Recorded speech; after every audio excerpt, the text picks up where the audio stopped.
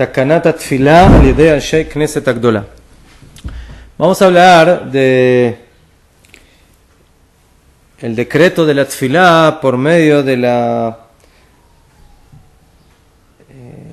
gran corte de los Anshei Knesset Agdolah. Anshei Knesset Agdolah, que era la principal corte de Am Israel, compuesta por 120 Jajamim, dentro de ellos había profetas.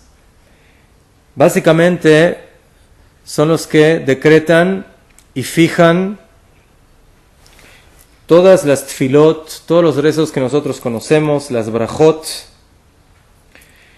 las bendiciones de las tfilot, de los alimentos. Entonces, el texto de todos estos rezos y todas estas bendiciones parten de los Anshei Knesset Agdolah, de los hombres de esta gran corte, esta reunión de grandes sabios y profetas del pueblo de Israel. Ellos fueron los que fijaron el texto de las bendiciones del Kriyat Shema, de la lectura del Shema y de todas las bendiciones alimenticias. Ellos también son los que decretan el texto de las tres tfilot, Shacharit, Mincha y Arvit. Shacharit y Mincha como tfilot obligatorias y Arvit como tfilah que es Reshut. ¿Qué significa Reshut? Que en un principio esta tfilah básicamente se fijó como una tfilah que no era obligatoria, pero el pueblo de Israel al final aceptó también la tfilah de la noche como parte de las tfilot que todo yudí debe cumplir diariamente, y por eso hoy en día la tfilah de Arvit es obligatoria como las primeras dos, como la tfilah de Mincha y Shacharit, a pesar de que existen algunas diferencias, como por ejemplo que en la tfilah de Arvit no tenemos la Hazrat Hashat, la repetición de la tfilah, justamente para demostrar de que en un principio esta tfilah no adquiere el mismo nivel de obligatoriedad como Shacharit y Mincha. Los componentes del Beit Adin, de la corte de Ezra Asofer, de Ezra el escriba, que fue organizada en los primeros días del segundo Beit HaMikdash, del segundo templo, son los que se denominan Anshei Knesset Agdolah. Este fue el Beit Adin, esta fue la corte más grande que existió en toda la historia del pueblo de Israel, y como dijimos, estaba compuesta por 120 Zekenim, por 120 sabios,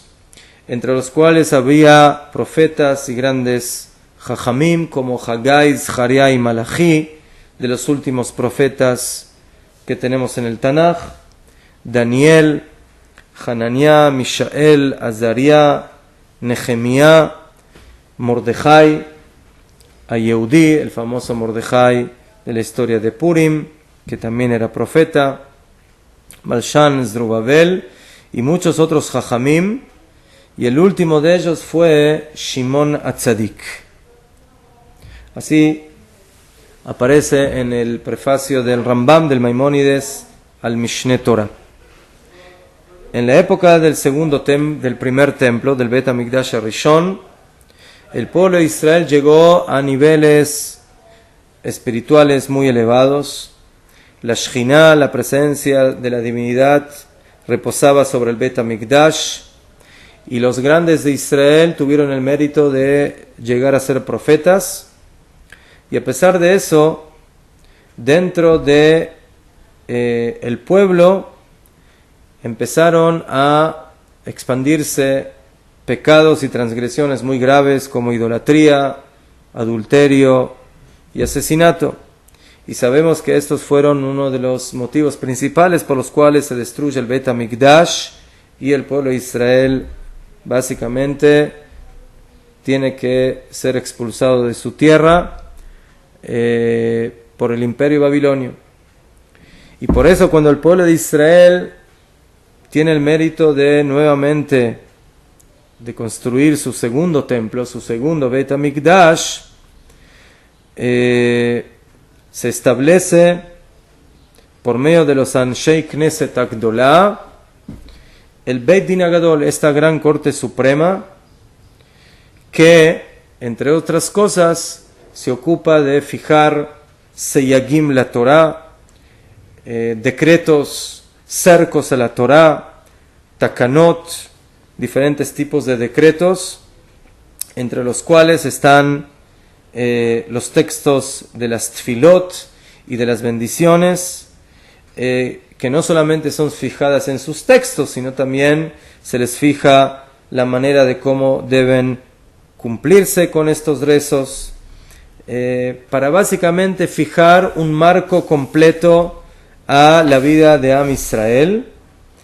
que se manifiesta por medio de estas tfilot, por medio de estas bendiciones, para que la vida del Yehudí día tras día sea organizada y el pueblo de Israel básicamente se aleje de los pecados